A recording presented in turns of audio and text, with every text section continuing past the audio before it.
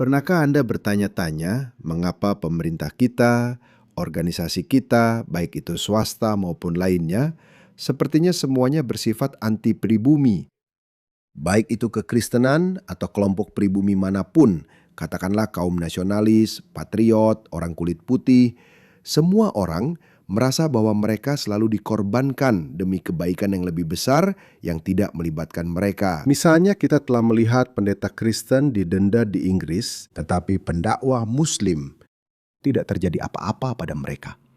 Kita telah melihat wanita Kristen berdoa dengan diam-diam di luar klinik aborsi, mendapatkan denda atau bahkan ditangkap. Tapi tidak pernah terjadi hal seperti itu ketika seorang Muslim atau sekelompok Muslim datang dan berdoa di depan landmark Inggris. Kita juga telah melihat organisasi swasta kita, perusahaan, korporasi, mereka sangat memanjakan Muslim.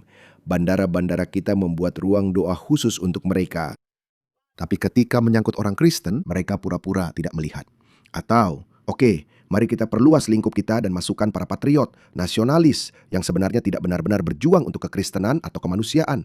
Mereka berjuang untuk simbol nasional mereka, kebanggaan nasional. Bahkan mereka pun selalu dijauhi oleh kalangan mapan. Pernahkah Anda bertanya-tanya mengapa hal itu terjadi? Dan tentu saja itu adalah keluhan yang nyata. Saya sudah membicarakan hal ini panjang lebar, dan saya yakin Anda juga pernah merasakannya. Pernahkah Anda bertanya-tanya mengapa hal itu terjadi? Ya, sangat menggoda untuk berpikir bahwa ada konspirasi yang terorganisir di balik ini. Ada beberapa orang yang telah merencanakan hal ini. Tapi, lalu kita mulai masuk ke ranah teori konspirasi. Tapi saya punya penjelasan yang berbeda. Mohon bersabar. Tapi sebelum saya lanjut, izinkan saya memutar video ini untuk Anda. Ini adalah kontroversi terbaru yang sedang menghancurkan nama Coca-Cola. Dengarkan ini, hampir 1,5 juta penayangan di Twitter. Yang paling penting, percayalah, 1,5 juta berarti setidaknya 10.000, setidaknya 1.000 orang berpengaruh telah melihatnya. Elon Musk akan melihatnya, atau orang-orang penting lainnya akan melihatnya. Dan ketika orang-orang berpengaruh memperkuat sebuah pesan tertentu, pesan itu akan mendapat gaung luas. Itulah alasan mengapa dunia kita berubah sangat cepat. Entah itu menjadi lebih baik, atau mungkin lebih buruk. Saya tidak tahu. Itu tergantung pada narasi mana yang menang. Jadi, tonton ini. Coca-Cola. Saya butuh penjelasan untuk ini. Baiklah, kita akan lakukan ini secara langsung. Karena saya tidak mau melihat komentar seperti, ini teori konspirasi, bla bla. Kalian bisa lihat kita ada di situs web Coca-Cola. URL-nya ada di situ. Kita akan gulir ke bawah untuk mempersonalisasi kaleng Coke kita. Entry pertama yang akan kita coba adalah, Allah adalah Raja. Tidak ada masalah dengan itu. Anda bisa melihatnya di kaleng Coke. Entry berikutnya akan kita coba. Tidak ada masalah dengan itu. Mari kita coba juga. Setan adalah raja. Tidak ada masalah sama sekali dengan setan. Sekarang, mari kita coba. Yesus adalah raja. Nah, disitulah muncul masalah. Jadi, kamu masih bisa melihat setan di kaleng Coke di sini. Tetapi, situsnya langsung menolak frasa, Yesus adalah raja. Saya butuh penjelasan tentang yang satu ini. Oke, saya mungkin punya penjelasan untuk ini. Bukan karena Coca-Cola anti-Kristen. Mari kita lihat gambaran yang lebih luas sedikit. Oke, sebelum munculnya multikulturalisme, negara-negara barat secara keseluruhan, hampir setiap negara barat telah sepakat pada satu prinsip dasar. Ada dua narasi yang saling bersaing sebelum multikulturalisme, yang sebenarnya telah disepakati selama setidaknya 100 tahun lebih. Pemisahan antara gereja dan negara. Sebelumnya, Barat melihat bahwa ketika kita mencampurkan agama dengan politik, tidak ada hal baik yang dihasilkan. Jadi inilah alasan mengapa sekularisme lahir di Barat. Beberapa negara lain juga telah melakukan itu. Tapi mari kita kesampingkan dulu. Kita berbicara khusus tentang Barat. Ada beberapa pendukung yang mengatakan kita perlu mengambil moralitas kita dari kekristenan. Dan beberapa orang mengatakan tidak, politik perlu berkembang secara independen. Namun, karena sebagian besar orang di Barat adalah Kristen, maka norma-norma kita, tradisi kita. Inilah sebabnya kita mengatakan peradaban Barat dibangun di atas nilai-nilai Judeo-Kristen. Tidak diragukan lagi tentang itu.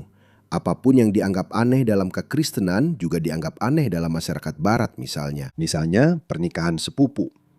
Alasan mengapa masyarakat Barat sekuler masih menganggap berhubungan seks dengan sepupu itu aneh adalah karena tradisi itu sudah lama hilang.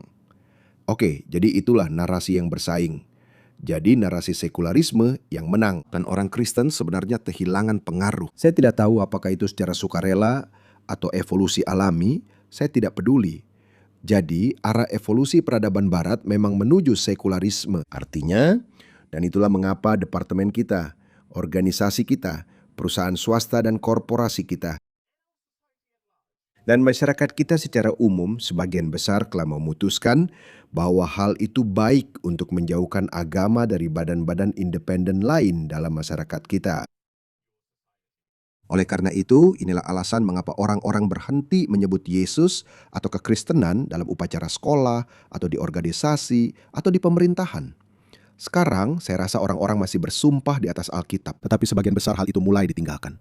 Sudah hampir 200 tahun hal itu mulai ditinggalkan karena munculnya sekularisme.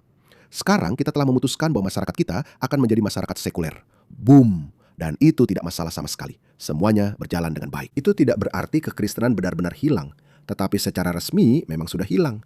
Itulah alasan mengapa Coca-Cola adalah produk dari masyarakat tersebut. Itulah alasan mengapa mereka dilatih untuk tidak membiarkan hal-hal keagamaan masuk ke dalam bisnis mereka, ke dalam operasi harian mereka sebagai sebuah bisnis. Tapi sekarang, memisahkan gereja dan negara adalah argumen yang sudah selesai dan tidak perlu diperdebatkan lagi. Multikulturalisme mulai masuk. Bagaimana dengan apa yang harus kita lakukan terhadap orang-orang ini? Karena kita juga perlu membuat mereka merasa diterima. Jadi, yang kita lakukan, kita memberitahu masyarakat arus utama bahwa, teman-teman, kalian tahu tidak, kita sudah sepakat, agama tidak boleh ikut campur dalam politik. Biarkan kami yang menangani ini. Bekerja samalah dengan kami. Tunjukkan sedikit belas kasih dan pengertian. Dan karena kondisi ekonomi kalian baik-baik saja. Itulah sebabnya kebanyakan orang di pihak ini, masyarakat barat yang lebih luas, tidak mengatakan ada yang salah dengan itu. Mereka bilang, oke, itu tidak masalah. Jadi mereka mulai membuat pengecualian untuk mereka. Kalian mau pengadilan syariah? Oke, tidak apa-apa. Asal tidak mengganggu kerangka hukum utama kita. Kami tidak keberatan. Tapi orang-orang ini, mereka belum pernah membahas soal pemisahan gereja dan negara. Mereka belum pernah membahasnya. Mereka punya pandangan dunia yang benar-benar berbeda. Mereka, datang sebagai migran sejati. Orang-orang ingin memperbaiki hidup mereka, seperti yang saya lakukan. Saya tidak tahu saya akan menjadi seorang ateis dan pendukung peradaban barat. Saya tidak tahu itu saat itu. Tidak ada yang tahu hal-hal seperti ini. Namun seiring waktu, jumlah mereka terus bertambah dan barat terus berusaha menyenangkan mereka. Kamu mau berteriak Allahu Akbar? Kamu mau berperilaku baik? Kamu mau berperilaku buruk? Kenapa mereka melakukan ini? Kamu harus melihatnya dari sudut pandang peradaban barat. Ya, ada pemain-pemain individu. Kadang-kadang muncul aktor-aktor yang juga dibutakan oleh dogma ideologis mereka, yaitu membongkar peradaban barat, menciptakan utopia baru, di mana orang-orang dari semua ras dan budaya datang.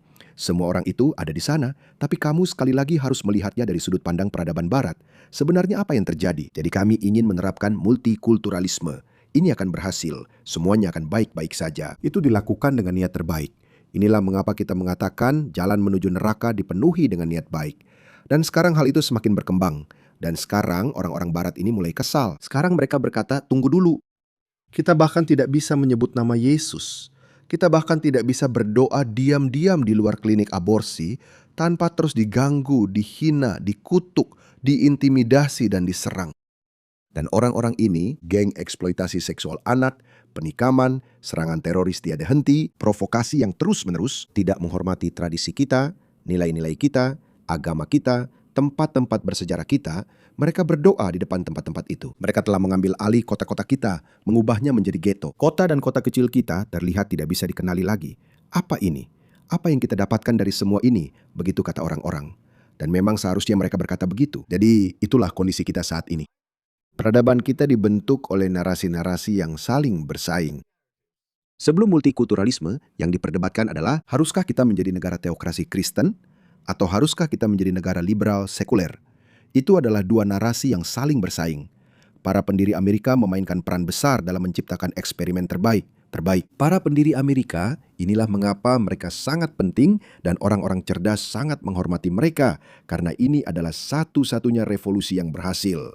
Dan ini adalah sebuah eksperimen yang benar-benar baru. Jika Anda melihat para sezaman di abad ke-18 dan ke-19, mereka telah menganggap Amerika sebagai sebuah kegagalan.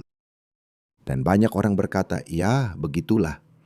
Tahukah Anda bahwa orang Inggris dan Prancis sempat berpikir untuk mendukung pihak konfederasi? Tapi kemudian ketika Presiden Abe Lincoln menandatangani proklamasi emansipasi, saat dia menandatangani itu, orang Inggris dan Prancis mundur karena mereka merasa kita tidak bisa secara terbuka mendukung pihak yang menginginkan perbudakan karena Inggris sudah mengakhiri perbudakan. Tidak ada yang tahu saat itu bahwa Amerika akan menjadi negara yang begitu sukses. Eksperimen Amerika adalah eksperimen paling sukses dalam hal membangun negara bangsa. Mereka adalah pelopor sekularisme dan itu berhasil sepanjang abad ke-20. Tahu kan?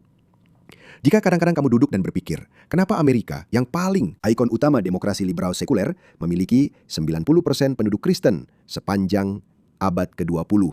Mereka sedang melawan tentara kafir tanpa Tuhan, yaitu Soviet, dan setidaknya di bagian kedua. Tapi mereka tetap Kristen, namun mereka tetap tidak menjadi negara teokrasi.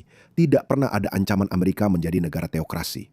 Mungkin kamu tahu, baik Abe Lincoln maupun pihak konfederasi menggunakan kekristenan untuk mendukung narasi mereka.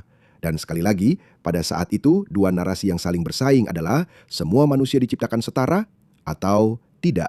Tunggu sebentar, kita punya kepentingan sendiri. Kita butuh perbudakan. Jadi selalu ada narasi yang saling bersaing. Dan sekarang kalau kita percepat ke zaman kita, narasi yang bersaing itu salah satunya adalah multikulturalisme dan satunya lagi adalah monokulturalisme. Itu saja. Monokulturalisme pada dasarnya tidak berarti satu ras. Monokulturalisme pada dasarnya hanya berarti kita akan punya satu budaya, satu loyalitas. Kita hanya bisa memiliki loyalitas kepada negara tempat kita tinggal. Itu saja. Tidak ada loyalitas yang terbagi.